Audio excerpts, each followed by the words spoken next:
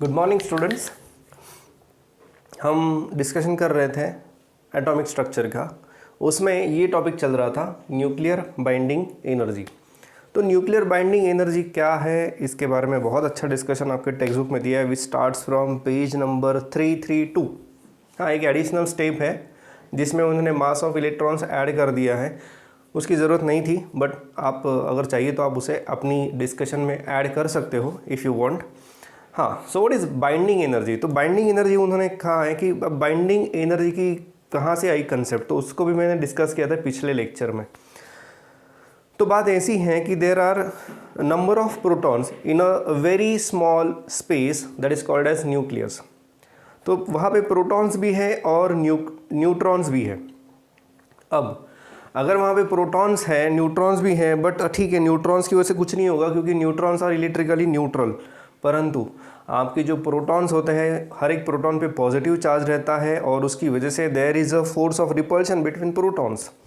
तो इतनी छोटी सी जगह पे प्रोटॉन्स रह नहीं सकते एक साथ, तो उन सबको वहाँ पे रखने के लिए बहुत ज़्यादा एनर्जी यूज़ की जाती है और उसी एनर्जी को हम कहते हैं बाइंडिंग एनर्जी। हालांकि थोड़ा सा डिस्कशन उन्होंने अलग से किया है, बट दोनों का मतलब सेम ही है कि इतने सारे प्रोटॉन्स को एक साथ पक्का पकड़ने के लिए जो एनर्जी की ज़रूरत है, दैट इज़ बाइंडिंग एनर्जी। ये बाइंडिंग एनर्जी ही है जो हमें देती है न्यूक्लियर फोर्स, क्योंकि ये भी डिस्कशन हमने किया था कि nuclear force is the strongest force.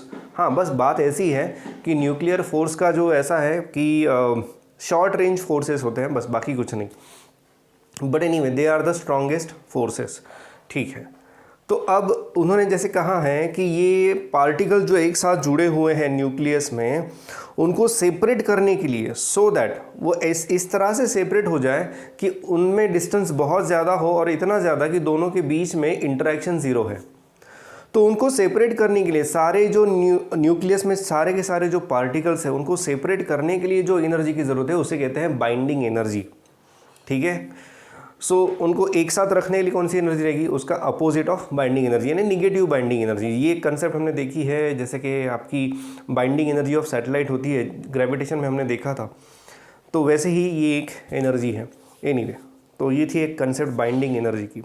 अब बाइंडिंग एनर्जी कितनी होती है ये भी हमने डिस्कस कर लिया था। बाइंडिंग एनर्जी होती है कितनी, let it be E which is equal to Z into MP। Z is number of protons into MP plus A minus Z. Here A is atomic mass number, Z is number of protons into Mn. ये क्या देगा आपको, ये हमें देगा expected mass of nucleus minus M, ये A और ये Z minus M. M is actual mass of nucleus. M is actual mass of nucleus.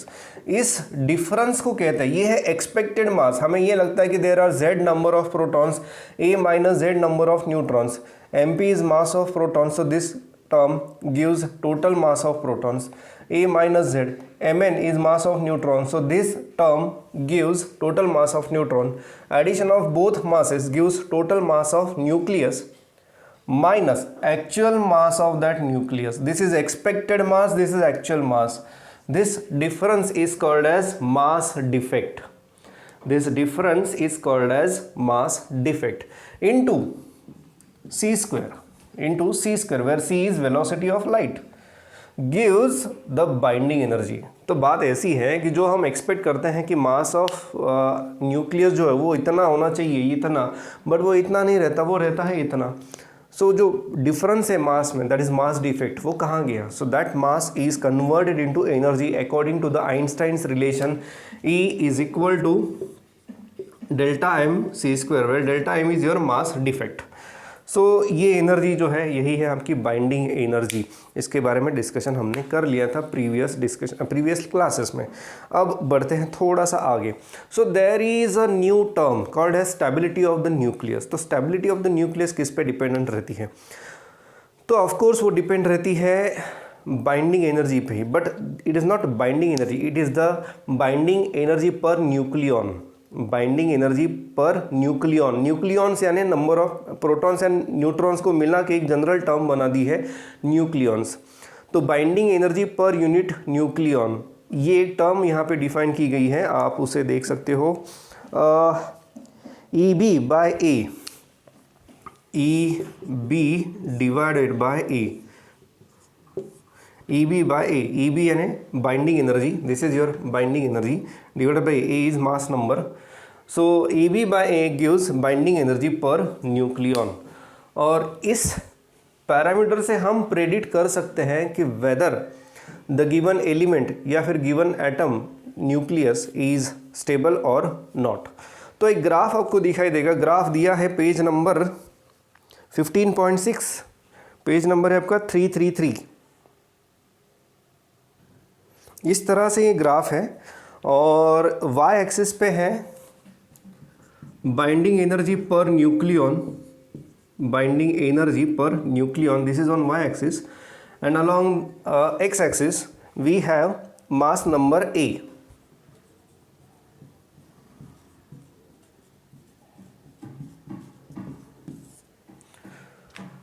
इस तरह का ग्राफ है. उन्होंने सारे यानी बहुत सारे एलिमेंट्स यहाँ पे लिखे हैं, बट मैंने नहीं लिखे हैं. तो ये जो है this is the variation of binding energy per nucleon with respect to mass number A. तो जैसे जैसे मास नंबर बढ़ते जाएगा, हम यहाँ से शुरुआत करते हैं. So first element is deuterium, first element is deuterium. Remember it is not hydrogen, it is deuterium. Hydrogen क्यों नहीं है इसका भी हम डिस्कशन कर लेते हैं, पहले यहाँ ध्यान दो, ठीक है.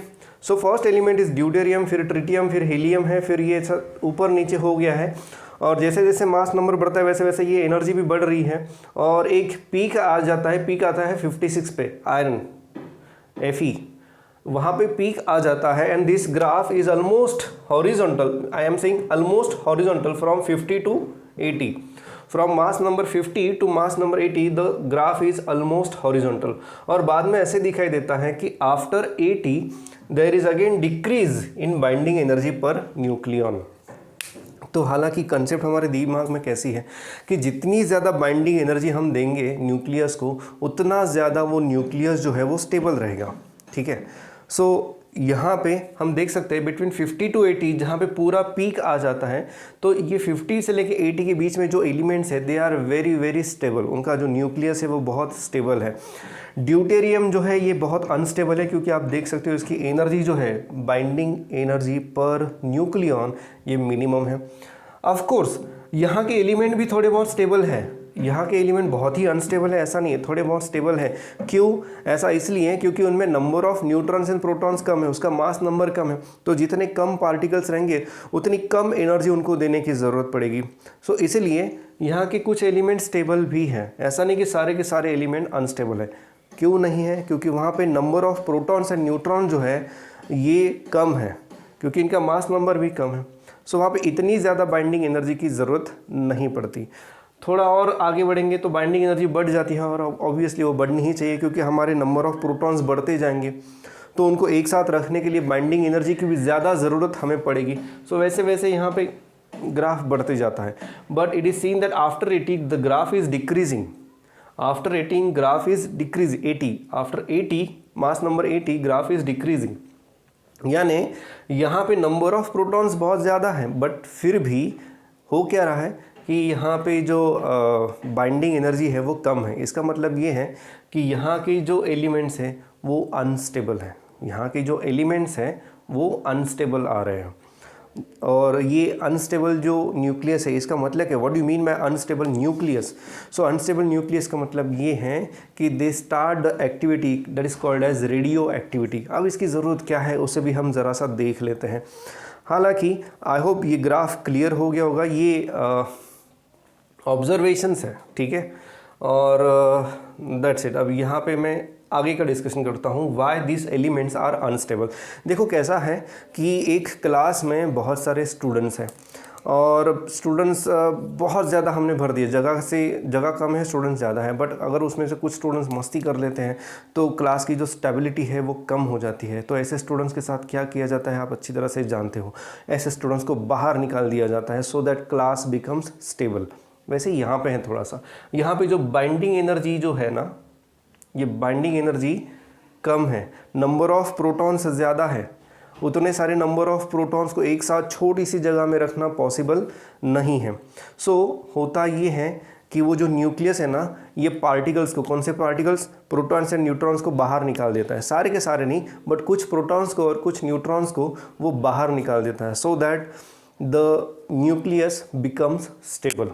अब ये पार्टिकल्स को न्यूक्लियस जो है वो बाहर फेंक देता है। इसी प्रोसेस को हम कहते हैं रेडियो एक्टिविटी। ये आपने सुना होगा, alpha particles, beta particles and gamma radiations, ये आपने सुन लिया होगा।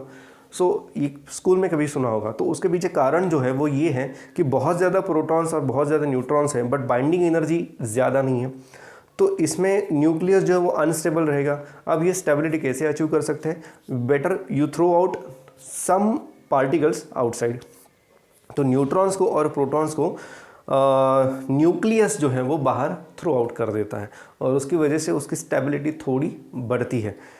इसे कहते हैं, इस प्रोसेस को कहते हैं radioactivity, which starts from page number 333। इसे कहा गया है radioactivity decay. So why radioactivity decay? इसे डीके क्यों कहते हैं? चलिए बढ़ते हैं आगे। अब आई होप ये ग्राफ क्लियर होगा। इस ग्राफ से रिलेटेड कोई भी डाउट है तो आप पूछ सकते हो, but these are the observations. हाँ, आपको थोड़ा डाउट ये यहाँ पे कम हो रहा है, फिर यहाँ बढ़ रहा है, उसके पीछे अलग अलग रीजन्स है। We are not going into details of these reasons. बस यहाँ से ये पता चलता है कि कुछ एलिमेंट्स यहाँ के भी अनस्टेबल हैं और यहाँ के भी कुछ एलिमेंट्स अनस्टेबल है। जैसे आपने यूरेनियम, थोरियम, ये नाम सुने होंगे, तो ये बहुत ही अनस्टेबल एलिमेंट्स है, which are major source of nuclear energy, क्योंकि ये कंटिन्यूसली पार्टिकल्स एमिट करते रहते हैं। कब तक पार्टिकल एमिट करेंगे? जब तक के उनका न्यूक्लियस स्टेबल ना हो जाए। So that's it. बढ़ते हैं आगे towards the next topic, radioactive decay. हाँ जी, तो रेडियो एक्टिव डीके का कारण हमने देख लिया। कारण ऐसा है कि न्यूक्लियस में सारे पार्टिकल्स को एक साथ संभलने की एनर्जी नहीं रहती, यानी उसमें बाइंडिंग एनर्जी पर न्यूक्लियन थोड़ी कम रहती है, और उसमें number of protons and neutrons बहुत ज़्यादा रहते हैं, तो उसकी स्टेबिलिटी जो है वो कम रहती है। टू अचीव द स्टेबिलिटी वो क्या करता है, न्यूक्लियस क्या करता है, कुछ पार्टिकल्स को बाहर थ्रो आउट कर देता है, प्रोटॉन्स एंड न्यूट्रॉन्स को वो बाहर फेंक देता है। इसी प्रोसेस को हम कहते हैं रेडियो एक्टिव डीके। डीके क्यों? डीके का मतलब ऐसा है बेसिकली यहाँ पे कि कोई एलिमेंट है एक्स, ठीक है, ये एक्स जो है कुछ पार्टिकल्स एमिट करेगा। अब ये है आपका एटॉमिक नंबर और ये है आपका, सॉरी ये एटॉमिक नंबर है, ये मास नंबर है। It is emitting some particles. Particles को मैं क्या नाम दूँ यहाँ पे, लेट अस एज्यूम कि पी। उसने, एक्स ने एक पार्टिकल को एमिट कर दिया पी, सॉरी ऐसा नहीं लिखा जाएगा, ये X giving out some particles, say P particles उसने बाहर फेंक दिया। तो उसमें कुछ प्रोटॉन्स भी रहेंगे, कुछ न्यूट्रॉन्स भी रहेंगे। तो प्रोटॉन्स एंड न्यूट्रॉन जब एक्स बाहर फेंक देगा तो इसका मतलब क्या होता है? इसका मतलब ये रहता है कि अब ये z जो है वो z रहेगा क्या? नहीं, it will decrease. So you will get another element, क्योंकि यहाँ पे अगर आपने नंबर ऑफ प्रोटॉन्स बाहर थ्रो आउट कर दिए, तो अगर नंबर ऑफ प्रोटॉन्स आप बाहर फेंकते हो तो ऑब्वियसली आपका जो एटॉमिक नंबर है वो कम हो जाएगा। यानी मान लो फॉर एग्जांपल पहले यूरेनियम है, तो यूरेनियम ने कुछ न्यूट्रॉन्स या प्रोटॉन्स, सॉरी न्यूट्रॉन नहीं प्रोटॉन्स, दोनों कुछ भी एक चलेगा, न्यूट्रॉन्स एंड प्रोटॉन दोनों बाहर एमिट कर दिए। सो इन दैट केस यूरेनियम का जो पहले एटॉमिक नंबर था वो अब कम हो जाएगा। एटॉमिक नंबर कम हो गया यानी क्या हो गया? इसका मतलब ये है कि आपका एलिमेंट ही चेंज हो गया। यानी पहले यूरेनियम जो था वो ज़्यादा था, अब after radioactive decay the quantity of uranium is decreasing, क्योंकि वो दूसरे एलिमेंट में कन्वर्ट हो रहा है, क्योंकि उसका एटॉमिक नंबर चेंज हो रहा है। So the quantity of that element is decreasing and that's why the word is decay. तो ये था थोड़ा बहुत discussion. So X giving Y, so यहाँ पर भी A dash and Z dash, ये सिम्बॉल्स हम यूज़ करेंगे।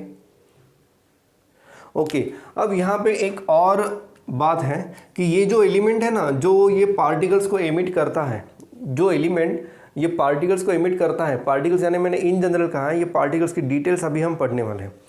सो इसे कहते हैं parent nucleus.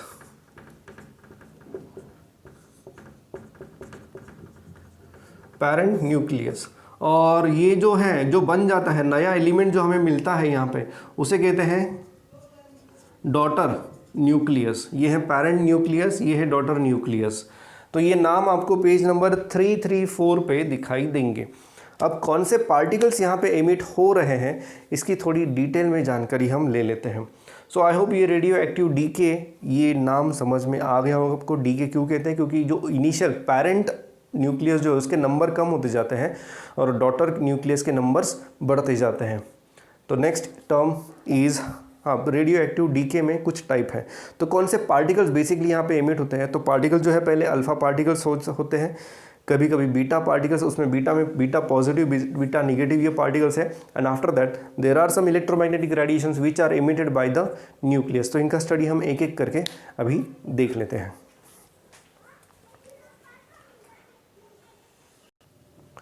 Alpha decay, know what do you mean by alpha decay? तो न्यूक्लियस जो है वो अल्फा पार्टिकल्स एमिट करता है। What do you mean by alpha particles? तो अल्फा पार्टिकल का मतलब है helium nucleus. It is basically helium nucleus. Helium nucleus यानी it is 2 protons and 2 neutrons. ठीक है, सो 2 प्रोटॉन्स एंड 2 न्यूट्रॉन्स का मतलब होता है अल्फा पार्टिकल। तो इसे इन जनरल हीलियम न्यूक्लियस कहते हैं, क्योंकि हीलियम न्यूक्लियस का स्ट्रक्चर जो देखोगे आप, तो उसमें आपको 2 प्रोटॉन्स और 2 न्यूट्रॉन्स दिखेंगे। सो यानी मास नंबर जो है वो 4 से कम हो जाएगा। फॉर एग्जांपल, अगर एक एलिमेंट है, पेरेंट एलिमेंट है x, जिसका एटॉमिक नंबर है z और मास नंबर है a, जब ये x अल्फा पार्टिकल एमिट करेगा सो y एलिमेंट मिलेगा, daughter nucleus will be y। अब देखो 2 प्रोटॉन्स एमिट हो रहे हैं, तो एटॉमिक नंबर जो है वो 2 से कम हो जाएगा, सो z -2, और 2 और 2 4, तो मास नंबर जो है वो 4 से कम हो जाएगा, सो a -4 प्लस अल्फ़ा। हम सिर्फ अल्फ़ा लिखेंगे, we will not write helium, will write just alpha. So इसका मतलब ये है कि when x element is emitting alpha particle, it will give a new element, daughter nucleus, which will have atomic number less than 2 and mass number less than 4, यानी atomic number will get reduced by 2, mass number will get reduced by 4। तो ये इसका मतलब रहता है alpha DK का। एक example वहाँ पे उन्होंने दिया है। एग्जाम्पल कुछ ऐसा है कि मान लो कि वी हैव अ बिस्मथ, एक एलिमेंट लिया उन्होंने बिस्मथ, जिसका एटॉमिक नंबर जो लिया है वो है 212, sorry atomic number is 83 and mass number is 212।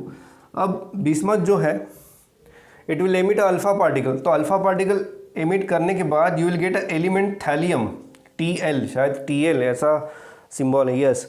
तो TL ये एलिमेंट मिलेगा, थैलियम ये एलिमेंट मिलेगा। अब देखो मास नंबर क्या रहेगा इसका, यू सब्ट्रैक्ट 4 फ्रॉम 212, तो आपको मिलेगा यहाँ पे 208 एंड ये हो जाएगा 81। सो थैलियम मास एटॉमिक नंबर उसका 81 एंड मास नंबर उसका 208, ये एलिमेंट आपको यहाँ पे मिलेगा। एक और चीज़ जो बहुत ज़रूरी है हमारे लिए वो ये है कि, एक मिनट कुछ दिखाई नहीं दे रहा है, देखो ये 83 लिखा है, मैं फिर से ये लिख देता हूँ नीचे, bismuth having mass number 212, atomic number 83, giving thallium atomic number 81, 208 plus alpha particle. अब यहाँ इंटरेस्टिंग चीज़ ये है कि ठीक है अल्फ़ा पार्टिकल तो एमिट हो रहा है, पर इससे क्या मिलेगा हमें? इसका एक यूज़ है हमारे लिए, बहुत इंपॉर्टेंट यूज़ है, जिससे हम कहते हैं उसे एटॉमिक एनर्जी।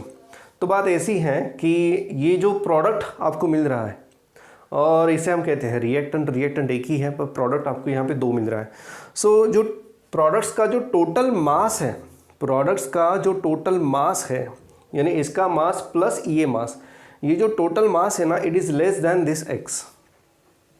प्रोडक्ट्स का जो टोटल मास है, y का टोटल मास ले लो आप और अल्फ़ा पार्टिकल का मास ले लो, इन दोनों के मास की एडिशन करो, that is your total mass. That total mass is less then mass of x। तो यहाँ पे एक दिखाई दे रहा है कि there is again decrease in mass. Basically mass तो डिक्रीज नहीं होना चाहिए, but there is a decrease in mass. तो ये डिक्रीज इन मास कहाँ जाता है? So this mass is converted into energy. So huge amount of energy is created in alpha decay. बहुत ज़्यादा एनर्जी भी यहाँ पे हमें मिलती है। क्रिएटेड बोलना थोड़ा गलत रहेगा, but anyway mass is converted into energy. So ये आपको दिखाई देगा पेज नंबर 334 पे। उन्होंने देखो कैसे लिखा है, Q is equal to mx यानी mass of this element x minus my mass of element y minus m alpha यानी ये मास y का मास और अल्फ़ा का मास आप इसमें से सब्ट्रैक्ट करो, multiplied by c square, so E is equal to mc square. So इतनी एनर्जी आपको यहाँ पे मिलेगी। It is in mega electron volt. The energy which you will be getting in alpha decay is in mega electron volt, याद रखना इसे। So this is the advantage. ये डिसएडवांटेज भी है क्योंकि इससे हम एटॉमिक बॉम्ब भी बनाते थे, तो ये एक डिसएडवांटेज भी हो गया। एडवांटेज ऐसा है कि ये एनर्जी सेम हम यूज़ करते हैं to generate the electricity, that is atomic power plants. So ये है अल्फ़ा डी के। आई होप ये समझ में आ गया होगा। अब ऐसे कुछ क्वेश्चंस आपको दिए जाएंगे, यहाँ पे आपको कोई भी एक एलिमेंट जैसे यूरेनियम या थोरियम ऐसा लिख दिया जाएगा और आपको पूछा जाएगा यहाँ पे कौन सा एलिमेंट आपको मिलेगा। तो ऐसे कई सारे क्वेश्चंस आपको दिए जाएंगे और यहाँ पे लिखा जाएगा अल्फ़ा पार्टिकल। तो अल्फ़ा पार्टिकल यानी आपको ये पता होना चाहिए कि the mass number will get reduce by 4, atomic number will get reduce by 2, और फिर आपको वो सोचना पड़ेगा कौन सा एलिमेंट यहाँ पे हो सकता है। That's it. तो फिलहाल अल्फ़ा डी के लिए इतना ही है। हाँ, और एक बहुत ही इंपॉर्टेंट बात है कि अल्फ़ा डी के में हम देख सकते हैं कि 2 प्रोटॉन्स 2 न्यूट्रॉन्स बाहर जा रहे हैं। तो जो एलिमेंट जिनका एटॉमिक नंबर कम है या मास नंबर कम है उसमें ये प्रोसेस नहीं होगी। उन्होंने दिया है आपके टेक्स्ट बुक में कि alpha decay is possible only in elements whose mass number is greater than 210, यानी ये जो अल्फ़ा डी के है it is possible in elements which are having mass number greater than 210, क्योंकि 2 protons 2 neutrons है तो उतनी energy भी यहाँ पे उतनी पार्टिकल्स भी चाहिए एमिट करने के लिए। सो ये पॉसिबल कब होता है? When we have atomic number greater than 210। ये दिया है आपको ये पेज नंबर 334 पे इक्वेशन 15.17 के नीचे। सो ये था डिस्कशन अबाउट अल्फ़ा डी के। Next will proceed towards beta D के। देखो एक और चीज़ यहाँ पे उन्होंने कही है कि इतना क्यों, इतने ही 210 ही क्यों, तो थोड़ा सा एक जनरल डिस्कशन है, एग्जैक्ट नहीं दिया उन्होंने ये कहा है कि देखो अगर आपका मास नंबर बहुत ज़्यादा है तो ऑब्वियसली नंबर ऑफ़ प्रोटॉन्स भी उसमें बहुत ज़्यादा रहेंगे। नंबर ऑफ़ प्रोटॉन्स बहुत ज़्यादा है, सो जो फोर्स ऑफ रिपल्शन है वो बहुत ज़्यादा रहेगा, एंड जो बाइंडिंग एनर्जी है it will not be able to hold all the protons together in that place, so it will try to reduce maximum number of protons. So this is possible by emitting alpha particle. तो ये एक कारण वहाँ पे दिया है, go through that, read करना उसे, सिंपल लैंग्वेज में दिया है, ज़्यादा कॉम्प्लिकेशंस वहाँ पे नहीं है। ठीक है, नेक्स्ट इज बीटा डीके। देखो कैसा है कि there are large number of protons and neutrons, so there is a huge repulsion and that means there is a high potential energy, और न्यूक्लियस को स्टेबिलिटी चाहिए, तो न्यूक्लियस क्या करेगा, उस पोटेंशियल एनर्जी को कम करने की कोशिश करेगा। अब ये एनर्जी कम कैसे होगी? बाय रेडिएटिंग सम पार्टिकल्स आउटसाइड। जैसे हमने देखा कि अल्फ़ा पार्टिकल में भी कुछ एनर्जी बाहर आ रही है, वो एनर्जी बाहर कैसे आती है? So energy is given to the particle, जो पार्टिकल्स बाहर आ जाते हैं, so they have some kinetic energy, ये भी यहाँ पे दिया है थोड़ा बहुत। So the energy, the excess energy, ये एनर्जी कहाँ से आती है? It is from the difference in mass, यानी जो प्रोडक्ट्स है उसका मास कम है as compare to mass of initial parent nucleus. तो यहाँ पे ये जो मास डिफेक्ट यहाँ पे क्रिएट हो रहा है, that is converted into energy, and this energy is given to the particles in the form of kinetic energy. तो न्यूक्लियस की एनर्जी थोड़ी कम हो जाती है, यानी उसकी स्टेबिलिटी थोड़ी बढ़ जाती है।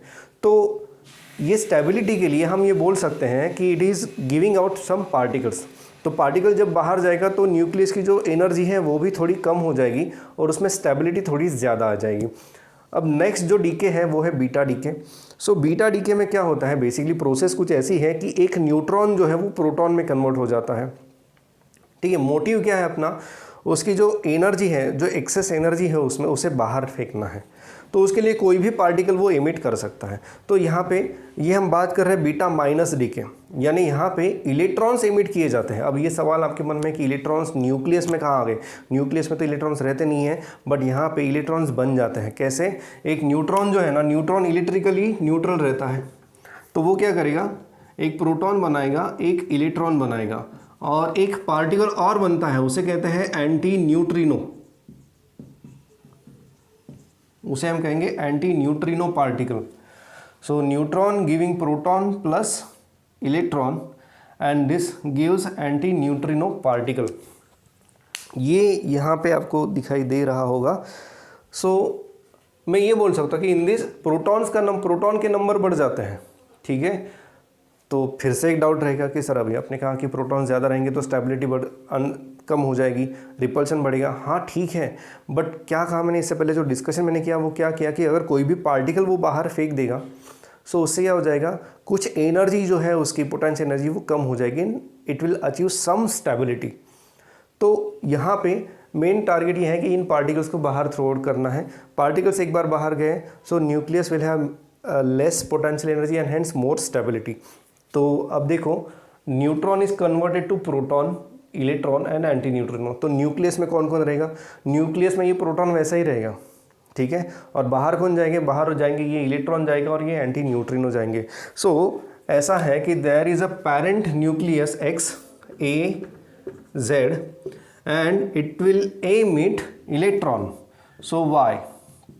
अब यहाँ पे देखो न्यूट्रॉन जो है वो प्रोटॉन में कन्वर्ट हो गया, यानी अगर यहाँ पे z नंबर ऑफ प्रोटॉन्स है तो यहाँ पे अभी एक और एडिशनल प्रोटॉन बनेगा। सो z+1 यहाँ पे प्रोटॉन हो जाएंगे, और न्यूट्रॉन प्रोटॉन में ही कन्वर्ट हो गया बट वो प्रोटॉन बाहर तो नहीं गया, यानी total number of particles neutrons के और प्रोटॉन्स के जो टोटल एडिशन है वो तो सेम ही रहेगी, वो तो चेंज नहीं होगी।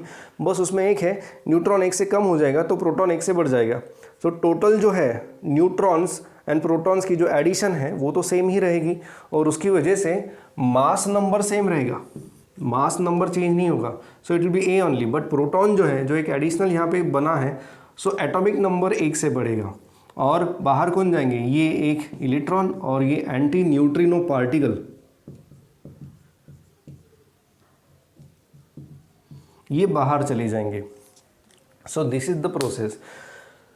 अब इसमें क्या हो रहा है बेसिकली कि एटॉमिक नंबर एक से बढ़ रहा है, this is called as beta particle.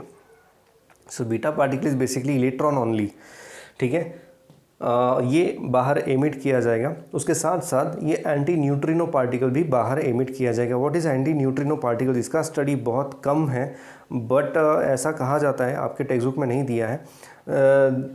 These are the particles which are having very small size and they do not interact with any material, any element, किसी से भी वो इंटरेक्ट नहीं कर सकते। यानी ये एक एंटी न्यूट्रिनो पार्टिकल, उसको मैं ऐसे ही छोड़ दूंगा तो वो सीधा अर्थ के आर पार निकल जाएगा, यानी वो दूसरे एंड में भी आ सकता है। सो it will not interact with any other particle और एनी अदर एलिमेंट। सो ये ऐसा रहता है एंटी न्यूट्रिनो पार्टिकल।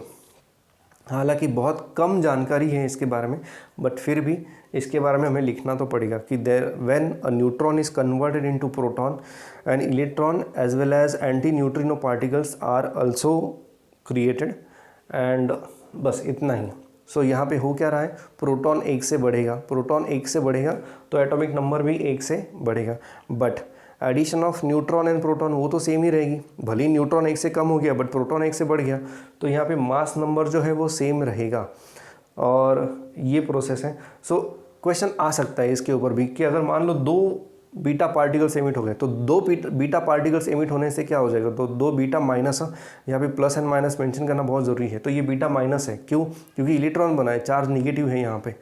सो दो बीटा पार्टिकल्स अगर एमिट होते हैं तो यहाँ पे मास नंबर एटॉमिक नंबर 2 से बढ़ेगा, याद रखना। कुछ शायद एग्जांपल यहाँ पे दिया होगा उन्होंने। Yes, they have given an example of cobalt and nickel. So cobalt having mass number कितना दिया है, एटॉमिक नंबर दिया है यहाँ पे 27, 60। If it is emitting a beta particle then it will give a nickel having atomic number 28, mass number will remain same, one beta particle and one anti-neutrino particle। तो ये एक एग्जांपल यहाँ पे उन्होंने दिया है। So if you are asked explain beta minus decay, तो आपको एक एग्जांपल भी वहाँ पे देना पड़ेगा। एक्सप्लेन अल्फा डी के, तो वहाँ पर भी आपको एग्जांपल देना पड़ेगा जो हमने अभी डिस्कस किया है। टेक्स्ट बुक का एग्जांपल दोगे तो कुछ प्रॉब्लम नहीं है, अगर बाहर का कुछ देना चाहते हो, but it should be valid example. हाँ, तो देख लेना कौन सा है, ठीक है। अब यहाँ पर भी क्या हो रहा है कि total mass of products is less then mass of parent nucleus. तो यहाँ पर भी मास डिफेक्ट जनरेट हो रहा है, तो जो मास डिफरेंस है वो कन्वर्ट हो जाता है एनर्जी में, and that energy is given to all these particles in the form of kinetic energy. This energy is given to all these particles in the form of kinetic energy. So अगर ये solid है तो इनका temperature थोड़ा बढ़ जाएगा और ये तो बाहर एमिट किया जाएगा, so it will travel with a very high velocity. ये जो इलेक्ट्रॉन है यानी beta particle as well as alpha particle में जो अल्फा पार्टिकल था यानी हीलियम न्यूक्लियस, ये बहुत ज़्यादा स्पीड से एमिट किए जाते हैं। सो दैट वो स्पीड यानी क्या है, वो काइनेटिक एनर्जी, वो कहाँ से आई, ये आई इस मास डिफरेंस की वजह से। सो ये था आपका बीटा माइनस डीके। अब इसके बाद है beta plus decay and after that there is alpha decay, जो हम डिस्कस करेंगे नेक्स्ट वीडियो लेक्चर में। अभी के लिए बस इतना ही। कोई डाउट है इसके बारे में तो आप पूछ सकते हो, बट एक बात ज़रूर करना, जो डिस्कशन मैं यहाँ पे कर रहा हूँ ना उसे पढ़ना बुक में से, नॉर्मल लैंग्वेज में दिया है, ज़्यादा डिफ़िकल्ट नहीं है, आप उसको ज़रा पढ़ो, समझ में आ जाएगा ज़रा। सो अभी के लिए बस इतना ही। नेक्स्ट डिस्कशन में नेक्स्ट वीडियो लेक्चर में करूँगा।